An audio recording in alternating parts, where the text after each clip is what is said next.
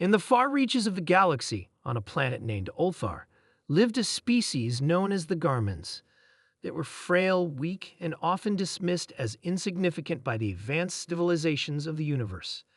Their technology was primitive, their bodies frail, and their minds were often clouded with confusion. The Garmins had always lived in the shadows of more powerful species, but they had one thing that no one else expected: a deep sense of unity and resilience. For centuries, the galaxy's most powerful species, like the Xelenar, the Zargos, and the Tyrax, had made it clear that the Garmins were not worth their time. The Xelenar, a race of towering armored giants, had dismissed them as weak. The Zargos, a highly intelligent species, had seen no value in saving the Garmins from their fate.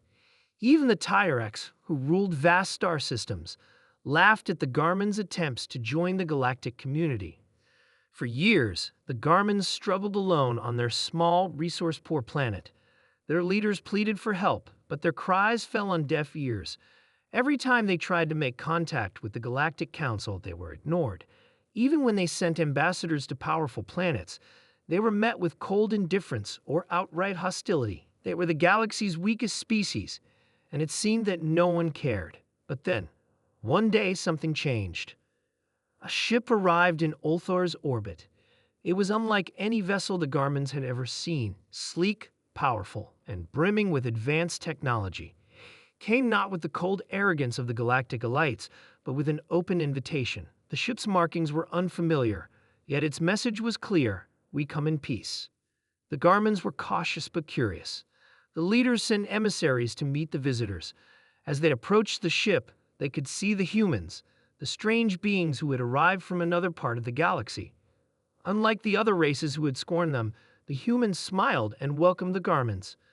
The humans explained that they had been watching the Garmins for some time. They saw potential in the species, something no one else had ever recognized. The Garmins had endured years of hardship, and their survival instincts had made them stronger than anyone could have imagined. Humans believed that the Garmins had the capacity to rise, to build, and to thrive, if only they had the right help. And so the humans began their work. They offered the Garmins technology, tools that could help them build better cities, grow stronger crops, and defend themselves against the dangers of the galaxy. They shared their knowledge of science and space travel, teaching the Garmins how to harness the power of the stars themselves. At first, the Garmins were overwhelmed. They had never seen such technology before, and many of them didn't fully understand how to use it. But the humans were patient. They taught the Garmins step by step, making sure they understood every concept, every invention, and every new way of thinking. The Garmins worked hard, their unity and resilience allowing them to learn quickly. Months passed, and the Garmins began to flourish. Their cities grew taller, their farms more productive, and their military forces more capable. With the humans' help, they developed their own fleet of ships, small at first, but powerful enough to defend their world. The other galactic species, who had long abandoned the Garmins, began to notice. It wasn't long before the Xelenar took notice. They had always thought of the Garmins as a joke, and now they saw a potential threat. The Zargos, too, were worried. The Garmins were no longer the weak, frail creatures they once were. With the humans' help, they had become a force to be reckoned with. But the Garmins didn't seek war. They didn't seek revenge. They sought peace, and they had a vision for the future. They wanted to build a better galaxy, a galaxy where every species, no matter how weak or powerful, could coexist and thrive together.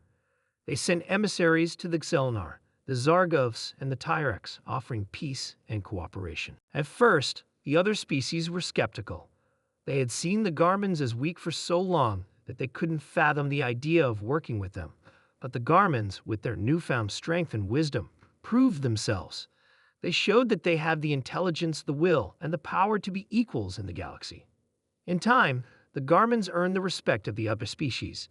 The Galactic Council, once dismissive and indifferent, began to recognize the Garmins as a valuable member of the intergalactic community.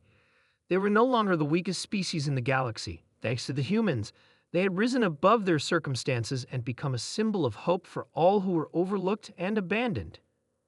As the years passed, the humans continued to help the Garmins. They didn't impose their will or seek to dominate. Instead, they offered guidance and support. They were content to see the Garmins stand on their own, proud and strong. The Garmins never forgot the humans' kindness. They knew that without them, they would still be struggling in the shadows, forgotten by the rest of the galaxy.